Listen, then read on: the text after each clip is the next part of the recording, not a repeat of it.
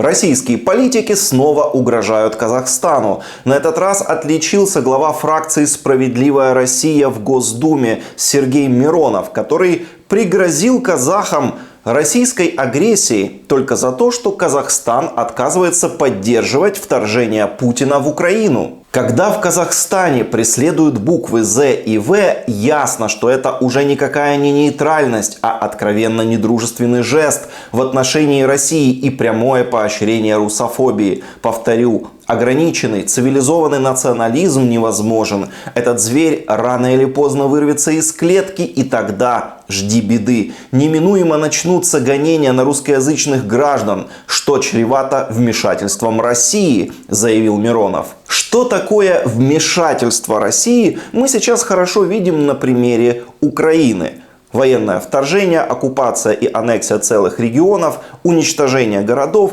гибель людей. Фактически Миронов пригрозил Казахстану войной. Причем, если раньше российские имперцы обвиняли своих соседей в русофобии, в том, что они там притесняют русскоязычное население, то сейчас войной грозят уже просто за нелюбовь к латинским буквам В и З. Уже только за это теперь россияне грозят карательной операцией. Впрочем, несложно догадаться, что реальная настоящая причина таких нападок вовсе не в буквах, а совершенно в другом. На днях президент Казахстана Токаев сделал целый ряд интересных заявлений. Он заявил о готовности принимать россиян, бегущих от мобилизации, отказался признавать результаты фейковых референдумов на оккупированных территориях Украины, а главное, прозрачно намекнул Путину, что тот уже засиделся в своем президентском кресле и пора бы ему уже уйти. Пост президента не должен занимать один человек в течение длительного срока,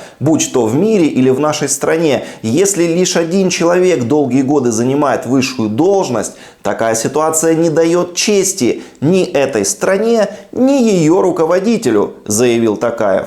Тут понятно, что это, конечно же, пинок такой смачный в адрес Путина, который уже 22 года сидит у власти. И, конечно же, Кремль не мог просто так это проглотить, поэтому и, как обычно, натравили на казахов придворного шута Путина Миронова, который принялся угрожать, поскольку, ничего другого Кремль, как мы знаем, в принципе, не умеет. Но вот то, что случилось, это очередное агрессивное заявление, это очень важный сигнал для казахов. Сигнал о том, что Россия это не дружественное, а враждебное государство.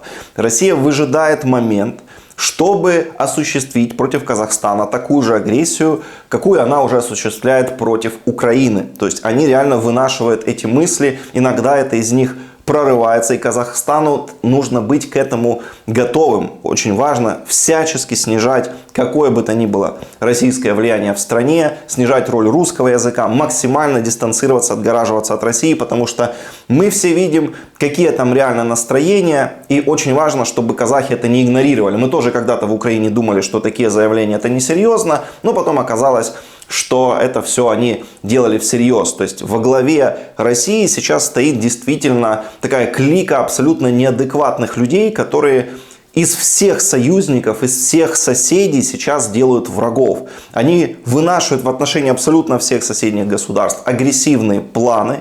Они не понимают по-хорошему, они не знают ничего другого, не умеют действовать никак, кроме как угрозами, шантажом и войной. И крайне важно, чтобы все это понимали и не строили иллюзий. И казахи должны это понимать и предпринимать действия, чтобы застраховаться от российского вторжения уже сейчас. Потому что в России не друзья Казахстана, а Россия враждебное Казахстану государство. Подпишитесь на канал.